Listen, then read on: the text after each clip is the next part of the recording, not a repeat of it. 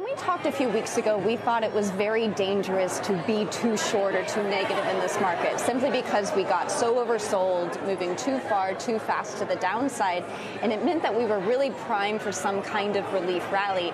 And then to see the market rally so much on today's kind of very weak news from the tech names showed you that there is still more buying, still more positioning to kind of get just back to neutral after people got so short.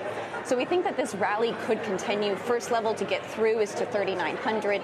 We have to break through that. That's very important. And then the next step is that 200-day moving average, which would be about 4,100. But then stocks are pretty expensive there. Yeah, it looks like we are going to, we're still settling out, of course, but we're at 3,901 on the S&P. So we're right at that line that you've been looking for. Yeah, and that was that battleground zone all summer. It was resistance, it was support, and so breaking through that is important if we do. And if we get to 4,100, that's where we have to look at valuations, because even if earnings come in flat next year, we'll be trading at 18.6 times earnings at 4,100.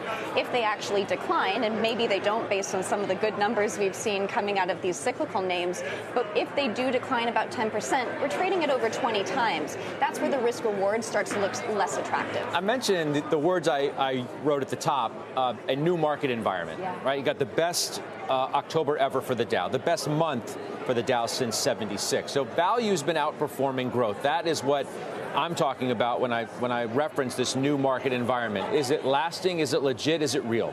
I think so many sectors have been left for dead over the past few years because of this surge in liquidity from the Fed that really helped tech stocks, growth stocks. But when you look at some of the numbers coming out of industrials, coming out of healthcare names, areas that have been unloved for a long time, I think this is setting up for what could possibly be the new leadership of the next cycle, just because they've been forgotten for so very long. I'm wondering how you're thinking about next week's Fed meeting. I mentioned also, and just to remind our viewers, we have the so-called Fed whisperer, Nick Timiraos of the Wall Street Journal, is going to join us a little bit later, where he tweeted today, basically 75 basis points is almost a lock for next week. And then it's not so certain for December. Is next week going to move the market or not?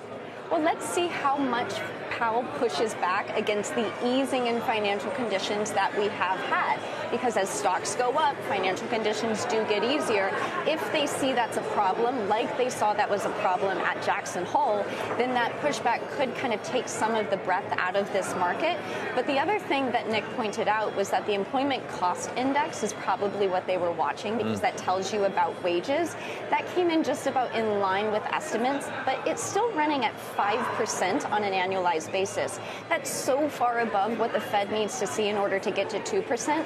So talks of cuts of rates likely are very far in our future. Yeah, I was looking on Twitter before we began our conversation. There is a good conversation about the employment cost index, how important it is. Yes, it's higher than what the Fed obviously wants, but if it's plateauing, which some suggest that it is, maybe that is good enough, if not for a pivot, at least for a pause. The market seems to be banking on this notion of 75, then 50, then let's sit down and take a look around and see what's up for a while. Well, and I think the math could actually bail us out there, just like as we look at the inflation numbers overall, because we will hit tougher comps as we go into 2023.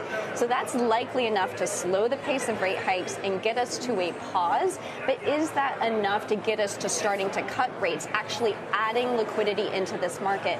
We think that is what's necessary to see sustainably higher valuations.